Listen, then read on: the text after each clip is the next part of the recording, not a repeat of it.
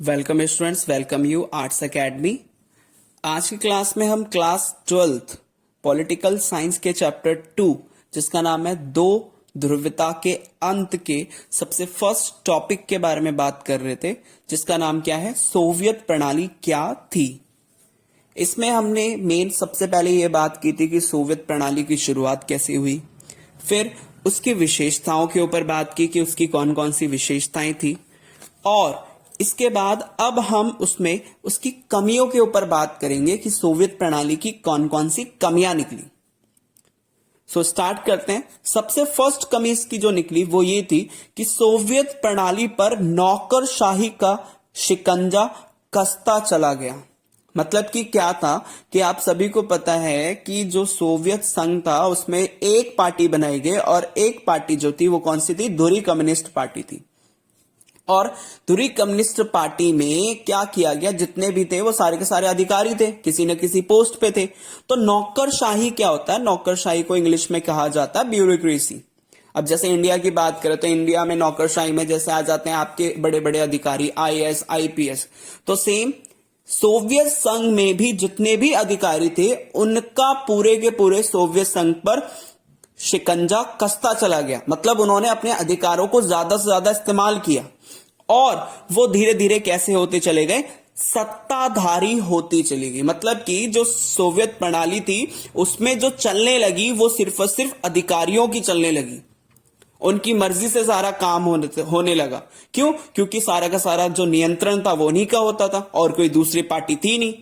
तो धीरे धीरे जो सोवियत प्रणाली थी उस पर अधिकारियों का कब्जा होता चला गया, और अधिकारी कैसे होते गए, सत्ताधारी, मतलब अपने पावर का इस्तेमाल करने लगे। इसके साथ साथ नागरिकों का जो जीवन था वो कठिन होता चला गया। मतलब कि उन्होंने क्या किया, अपनी मर्जी से काम कराना शुरू किया धीरे धीरे। तो इससे ये हुआ कि जो उनका नागरिकों का, वहां के लोगों का जो जीवन था वो बहुत ज्यादा कठिन होता चला गया। उनको ना बेसिक फैसिलिटीज जो उनको पहले मिलती थी, आधारभूत सुविधाएं, वो सारी बंद होती चली गई, उसमें परिवर्तन आते चले गए, धीरे धीरे कमी आती चली गई। इसके बाद वहां के लोगों को लोकतंत्र और अभिव्यक्ति की आजादी नहीं थी। कि पहली बात तो वहां पे लोकतंत्र नहीं था, वहां पे सिर्फ एक ही पार्टी थी, और दूसरा अभिव्यक्ति की आजादी नहीं थी। मतलब कि कुछ भी आप बोल नहीं सकते हो, सरकार के विरोध में कुछ भी आप कर नहीं सकते हो, और कुछ भी आप बोल नहीं सकते हो। और इसके साथ वहां पे लोकतंत्र नहीं था, लोगों का शासन नहीं था, क्योंकि वहां पे एक ही पार्टी थी। ऐसा ही सिस्टम बनाया गया था।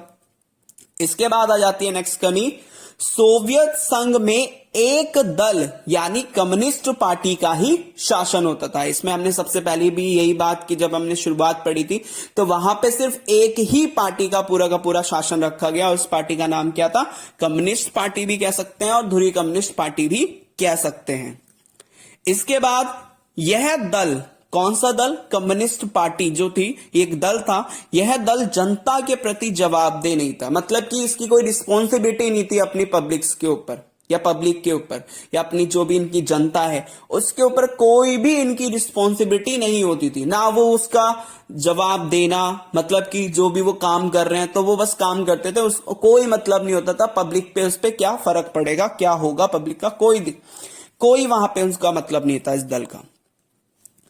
इसके बाद नेक्स्ट आ जाता है सोवियत संघ के नक्शे में। अगर सोवियत संघ की बात करें तो मैंने आपको बताया जो सोवियत संघ था ये 15 गणराज्यों को मिलकर बनाया गया था। तो सोवियत संघ में जो रूस था, रूस संघ के 15 गणराज्यों में से एक था। मतलब कि जैसे मैंने आपको बताया कि सोवियत संघ क्या था, सोवियत संघ 15 राज्यों को मिलकर बनाया गया था, 15 राज्यों को मिलाकर सोवियत संघ बनाया गया। तो उन 15 राज्यों में एक राज्य जो एक संघ था वो क्या था, रूस था। और रूस का हर मामले में प्रभुत्व होता था। मतलब कि 15 में से थे तो 15, लेकिन जो सबसे ज्यादा दबदबा होता था, जो सबसे ज्यादा मेन पावर होती थी वो किसके पास होती थी, रूस के पास होती थी। रूस में ही सारी चीजें होती थी। तो ये इसमें कहा गया कि सोवियत संघ के अगर हम नक्शे की बात करें या सोवियत संघ की बात करें तो उसमें से 15 राज्यों में से एक राज्य रूस था, और रूस का हर मामले में प्रभुत्व होता था, उसका दबदबा होता था। इसके बाद अगले आ जाते हैं, नेक्स्ट इसकी कमी आ जाती है हथियारों की होड़ में सोवियत संघ ने समय समय पर अमेरिका को बराबर की टक्कर दी, लेकिन उसे इसकी भारी कीमत चुकानी पड़ी। क्या किया? सोवियत संघ ने समय समय पर अमेरिका को टक्कर दी कि जितने अमेरिका ने हथियार बनाए उतने ही सोवियत संघ ने भी बनाने शुरू कर दिए। तो उसने टाइम टाइम पर अमेरिका को टक्कर तो दी, लेकिन उसको भारी नुकसान उठाना पड़ा। क्यों? क्योंकि जो अर्थव्यवस्था के लिए जो उन्होंने पैसा जुटाया होता था, अन्य संसाधनों के लिए पैसा जुटाया होता था, वो सारा का सारा वो किसमें? मेन होड़ में लगा देते थे, हथियारों की होड़ में, मिलिट्री बनाने की होड़ में। तो इस चीज की वजह से उसको अंत में जाकर बहुत ज्यादा आर्थिक दबाव देखने को मिला और आर्थिक परेशानियां देखने को मिली।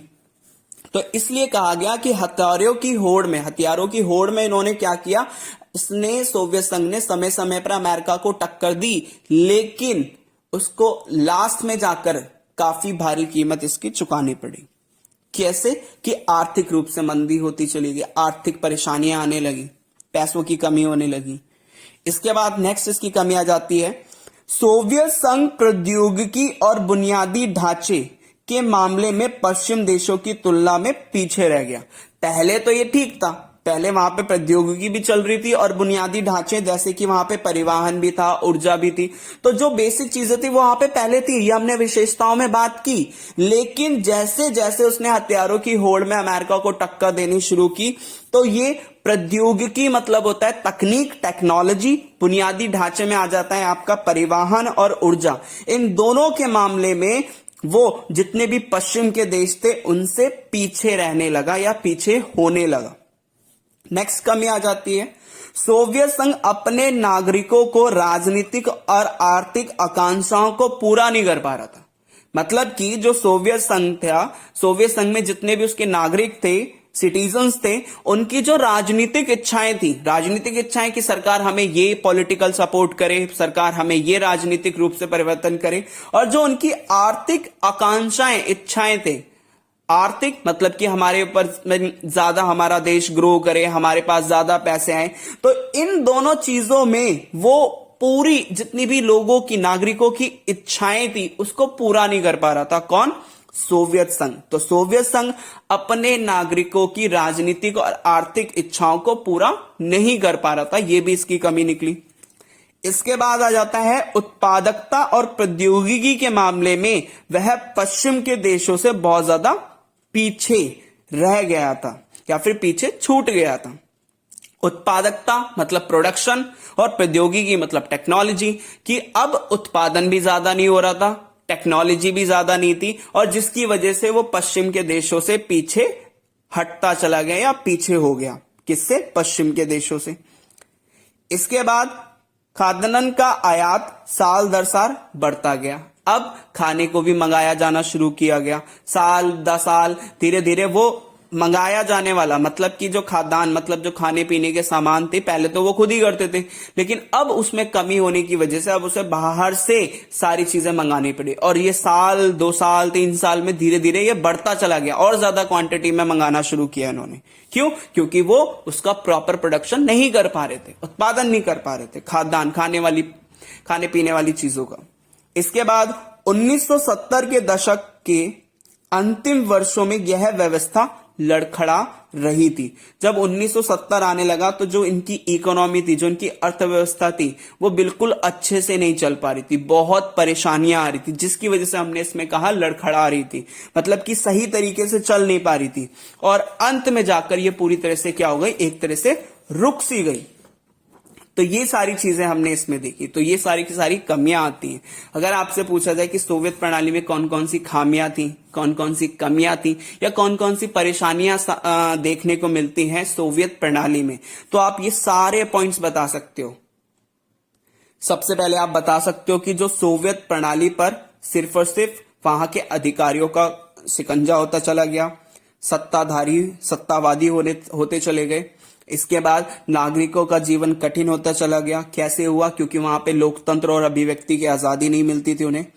वहां पे सिर्फ एक ही दल था, कम्युनिस्ट पार्टी, और जो कम्युनिस्ट पार्टी थी वो जनता के प्रति बिल्कुल भी जवाबदेह नहीं थी, कुछ भी अपनी मर्जी से कर देते थे, और वो उसके लिए मतलब जनता के लिए जवाबदेही ही नहीं है, बस वो अपना काम कर देते थे। जनता इतनी रिस्पॉन्सिबल या जनता के लिए वो बताना भी कि हाँ ये चीज ऐसे की है, ये कोई चीज नहीं, बस वो अपनी चलाते थे। इसके बाद बात करें कि 15 गणराज्यों में रूस का सबसे ज्यादा दबदबा होता था। अमेरिका ने, सोवियत संघ ने अमेरिका को समय समय पर टक्कर तो दी, लेकिन अंत में जाकर उसको भारी कीमत चुकानी पड़ी, वो भी आर्थिक रूप से। सोवियत संघ प्रौद्योगिकी और बुनियादी ढांचे में पश्चिम के देशों से पीछे रहता चला गया। इसके बाद सोवियत संघ अपने नागरिकों को राजनीतिक और आर्थिक आकांक्षाएं भी पूरी नहीं कर पा रहा था उनकी। इसके बाद उत्पादकता और प्रौद्योगिकी के मामले में वह पश्चिम के देशों से पीछे हटता चला गया और खाने का उन्होंने आयात करना शुरू कर दिया। इसके साथ साथ 1970 के दशक के अंतिम, अगर 1970 के लास्ट की बात करें तो उनकी जो अर्थव्यवस्था थी वो पूरी तरह से लड़खड़ा गई, सही तरीके से नहीं चल पा रही थी और अंत में जाके वो ठहर सी गई।